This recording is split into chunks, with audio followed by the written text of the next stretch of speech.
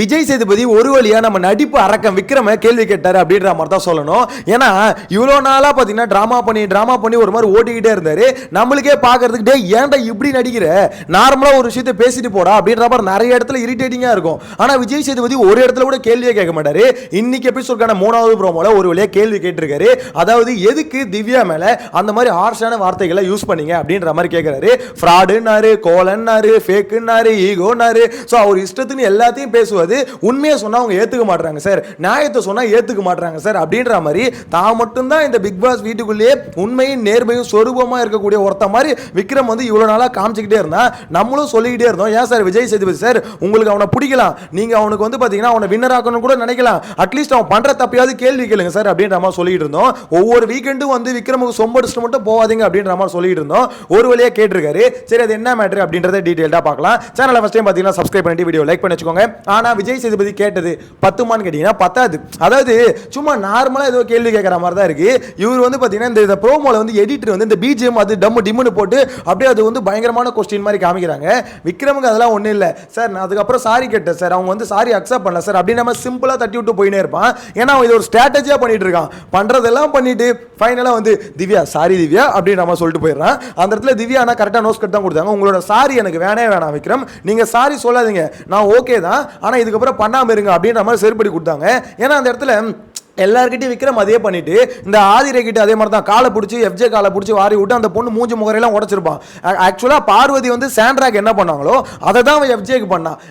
நீங்கள் யோசிச்சு பாருங்க, இங்கே சினாரியோ ஒன்று தான். பார்வதி சாண்ட்ராவை தள்ளி விட்டதும் விக்ரம் எஃப்ஜே காலை பிடிச்சி இழுத்த சினாரியோ ரெண்டுமே ஒன்று தான். அதுவும் வாண்டடாக தான் பண்ணுது, இதுவும் வாண்டடாக பண்ணுது, ரெண்டுமே கேமில் தான் பண்ணுது. நீங்கள் யோசிப்பீங்க அப்போ கார் கேமில் வந்து தள்ளி விடுறது தப்பு தானே ப்ரோ அப்படின்னு. எஸ், நானும் அதான் சொன்னது தப்பு தான்.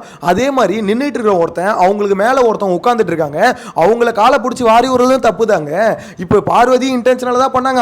அவனு என்ன கண்ணு தெரியாம இப்போ பண்ணா போய் இழுத்து விடுது, எல்லாமே ஒரு இன்டென்ஷன் தான். எதுக்கு இங்க ஆதிரை கீழே தள்ளணும், பார்வதியை பொறுத்த வரைக்கும் எதுக்கு வன்மம். ரெண்டு இங்க வந்து அவன் வன்மம் இல்லை, அவன் வந்து கேம்ல ஜெயிக்கணும்னு பார்வதி வன்மத்தில் பண்ணாங்க. ரெண்டு பேருக்கான டிஃபரன்ஸ் அவ்வளவுதான். பட் ரெண்டு பேரோட ஆக்ஷன் வந்து சிமிலர் தான். ஸோ ஆனால் விக்ரம் ஏதாவது கேள்வி கேட்டாங்களா அப்படின்னு பார்த்தீங்கன்னா ஒரு கேள்வி இல்லை. ஏன்னா உத்தம புத்திரர் அவரை வந்து விஜய் சேதுபதி ஒரு கேள்வி கேட்க மாட்டாரு. இன்கேஸ் அவரை யாராவது அட்டாக் பண்ணிட்டாங்கன்னு வச்சுக்கோங்களேன், ஒரு எபிசோடு ஃபுல்லா அவருக்காக வக்கீல் மாதிரி நின்று வாதாடுவாரு. அதுதான் தலைவர் விஜய் சேதுபதி. எனிவேஸ் இப்பயாவது ஒரு கேள்வி நியாயமா கேட்டிருக்காரு அப்படின்ற மாதிரி சொல்ல தோணுது. எதுக்கு அந்த நாமினேஷன் அப்ப அவ்வளவு மோசமா பேசினேன் கேட்டா, நான் உண்மையா பேசுறேன், நான் நியாயத்தை பேசுறேன் சார். அதாவது அவங்க வந்து பாத்தீங்கன்னா எதிர்கருத்து எடுத்துக்க மாட்டாங்க, ஒரு உண்மையை சொன்னாலும் ஏத்துக்க மாட்டாங்க அப்படின்னும் போது அப்ப அந்த வார்த்தை தான் சார் யூஸ் பண்ணணும் அப்படின்ற மாதிரி சொன்னேன். அந்த இடத்துல விக்ரம் வந்து ரொம்ப தெளிவா சொல்லியிருந்தாரு, இந்த ஃப்ராடுன்ற வார்த்தையை யூஸ் பண்ணாதீங்க அப்படின்ற மாதிரி சாண்ட்ரா சொல்லியிருப்பாங்க. அப்ப விக்ரம் என்ன தெரியுமா சொல்லிப்பாரு, வீக்கெண்ட்ல வந்து இந்த செருப்பால் அடிச்சா கூட நான் வாங்கிக்கிறேன் அப்படின்ற மாதிரி சொல்லியிருப்பாரு. அவர் தான் சொல்லிட்டாரு சார், செருப்பால் அடிச்சா கூட வாங்கிக்கிறேன்னாரு. ஏன் அடிக்கல இந்த கேள்வி வருதுங்க எனக்கு, ஏன் சார் அடிக்கல? அதாவது விக்ரம் நீங்க செருப்பா அந்த வார்த்தையை மென்ஷன் பண்ணி ஒரு பேசியிருக்கணும்ல. ஒருத்தனுக்கு எவ்வளோ கான்ஃபிடென்ட் எந்த அளவுக்கு உச்சத்தில் இருந்தா அவன் இந்த அளவுக்கு பேசியிருப்பான்னு யோசிச்சு பாருங்க. அதாவது தான் தான் பிக் பாஸ் ஹோஸ்ட்லாம் ஒரு ஆளே இல்லை அப்படின்ற மாதிரி நினைச்சாதான் அவன் இந்த அளவுக்கு பேச முடியும். வீக்கெண்ட்ல வந்து என்ன செருப்பால் அடிச்சா கூட நான் வாங்கிக்கிறேன், என்னால் ஏற்றுக்க முடியல. ஆக்சுவலாக போன வீக் ஃபுல்லாக அவன் புலம்பிக்கிட்டே இருந்தாங்க. போன வீக் ஃபுல்லாக அவன் கதறிக்கிட்டே இருந்தான், ஐயோ ஏதாவது பண்ணணும், திவ்யாவை ஏதாவது பண்ணியே ஆகணும், என்னால் அவங்கள வந்து ப்ரூவ் பண்ணவே முடியல. அவங்கள வந்து பார்த்தீங்கன்னா எப்படி சொல்றது, ஒரு கட்டத்துக்குள்ள என்னால் அடைக்கவே முடியல, அவங்க நான் சொல்றதை கேட்கவே மாட்டாங்க. ஆமா நீ அசிங்கமா சொல்லுவேன், எல்லாத்தையும் நின்று கேட்கணுமா? ஆக்சுவலாக திவ்யா கிட்ட பிரச்சனை இருக்கு. என்னன்னா ஒரு கான்வர்சேஷன் அவங்க கிட்ட வைக்கும் போது அவங்க கான்வர்சேஷன் வந்து ஓடி போயிடுறாங்க. அது மட்டும் இல்லாம அவங்க வந்து பார்த்தீங்கன்னா பேச விட மாட்டாங்க. இது ரெண்டு பிரச்சனை இருக்கு, இல்லை நான் சொல்ல. ஆனா நீ சொல்றதை நின்று கேட்டு தான் ஆகணும் அப்படின்றதுல இங்க பிக் பாஸ் வீட்டுக்குள்ள ரூல்ஸ் இல்லை. கேட்டா விக்ரம் அவரே ஒரு ரூல்ஸ் எழுதிக்கிறாரு, இந்த மாதிரி பிக் பாஸோட அடிப்படை ரூல்ஸுங்க ஒருத்தவங்க பேசுறதை நின்று கேட்கணுன்றது. அப்படி எதுவும் ரூல்ஸ் இல்லையப்பா. இத்தனை சீசன்ல நீ மட்டும் தான் புதுசா சொல்ற, நீ என்ன வேணா சொல்லுவ, நான் எதுக்குடா நின்று கேட்கணும் பைத்தியம் அப்படின்ற மாதிரி ஒரு கேள்வி வருதுல. அதான் நீ பைத்தியம் மாதிரி என்ன வேணா சொல்லுவ, அது எல்லாத்தையும் நான் நின்று கேட்கணுமா? ஆக்சுவலா அந்த கேள்வி தான் எனக்கு வந்தது. அவன் அப்படியே சொல்றாங்க இது வந்து பிக் பாஸோட அடிப்படை ரூல்ஸ்னு. இதெல்லாம் விஜய் சேதுபதி கேள்வி கேட்பாரா?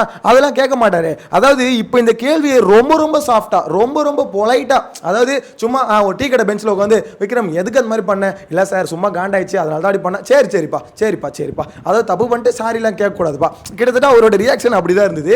அவர் சொல்ற பாயிண்ட் கரெக்ட் தான். ஆனா அந்த ஒரு டோன் இருக்குல்ல, அந்த டோனை இறக்கி சொல்ல மாட்டாரு.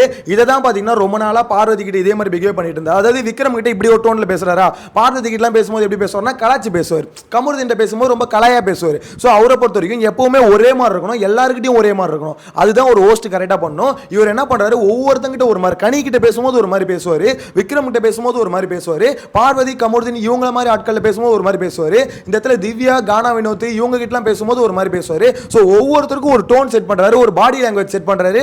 ஸோ எதுக்கு அப்படி பார்சியாலிட்டி காமிக்கிறீங்க எனக்கு புரியலையே. எல்லாருக்கிட்டையும் ஒரே மாதிரி இருங்க. அவங்க தப்பு பண்ணாங்களா இறக்கி மண்டையில் இறங்குற மாதிரி சொல்லுங்க. எனக்கு வந்து அவ்வளோ கடுப்பாகுதுங்க விஜய் சேதுபதி அவர் பண்றது. ஒரு ஹோஸ்ட் அப்படி பண்ணக்கூடாது, பார்சியாலிட்டி பார்க்கக்கூடாது, விக்ரமுக்கு மட்டும் சொம்படி கூடாது. அதுக்கு நீங்க வந்து ஒரு ஷோ வந்து ஹோஸ்ட் பண்ணல.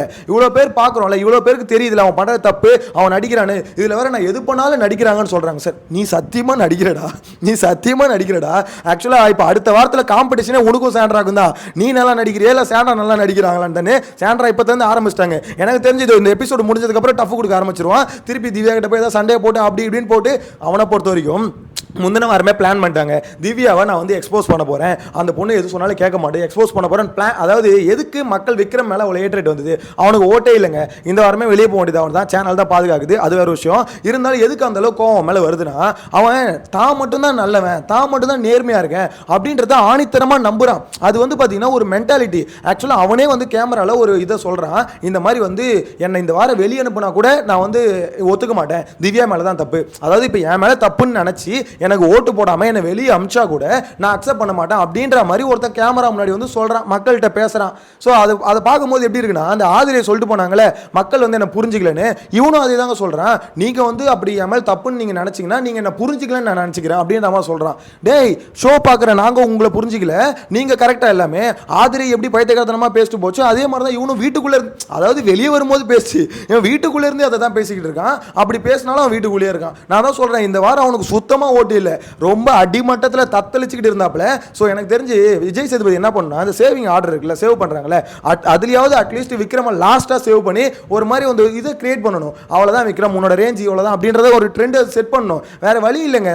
அவன் உண்மையிலேயே அவன் பிக் பாஸ் நினச்சிட்டு இருக்காங்க, நம்ம மட்டும்தான் நல்லவங்க, மிச்சம் எல்லாம் அயோக்கிய ராஸ்கல். அதுவும் அவர் வார்த்தை எப்படி தெரியுமா இருக்கும், அயோக்கியத்தனம். அது வந்து அயோக்கியத்தனத்தோட உச்சம். இந்த மாதிரி ஃப்ராடு வேலை, அதாவது இங்கே வந்து ஏமாத்திக்கிட்டு இருக்க ஒரு ஃப்ராடு தான் திவ்யா அப்படின்ற, அதாவது டோட்டல் வன்மத்தையும் பார்த்தீங்கன்னா நாமினேஷனில் இறக்கிட்டான் அப்படின்ற மாதிரி தான் சொல்லணும். நாமினேஷனில் மட்டும் இல்லை, அதுக்கப்புறம் சாண்ட்ரா கூட உட்காந்து ஒரு முறை வன்மத்தை இது கக்கனா, அதுக்கப்புறம் பார்வதி கூட உட்காந்து ஒரு முறை வன்மத்தை கக்கனா. பார்வதி நம்மளாம் ஒரு காலத்தில் எப்படி இருந்தோம், நம்மளே இப்படி வந்து திவ்யாவை பற்றி புலம்ப வச்சோன்னா எவ்வளோ பெரிய ஆளாக இருப்பா அப்படின்ற மாதிரி ரெண்டு பேர் உட்காந்து புலம்பிட்டு இருந்தாங்க. அந்த இடத்துலையும் ஒரு ட்ராமா போட்டான். இன்னொன்று 1 hour எபிசோடில் இவன் வன்மத்தை கொட்டுறதை மட்டும் வேணுனே கட் பண்ணுறானுங்க, ஆட் பண்ணவே மாட்டுறானுங்க. ஸோ எனக்கு அதை பார்க்கும்போது அவ்வளோ காண்டாவது. அதாவது ஒன்றுமே இல்லாத அந்த பார்வதி கமருதீன் பேசுறதெல்லாம் ஆட் பண்ணுறானுங்க.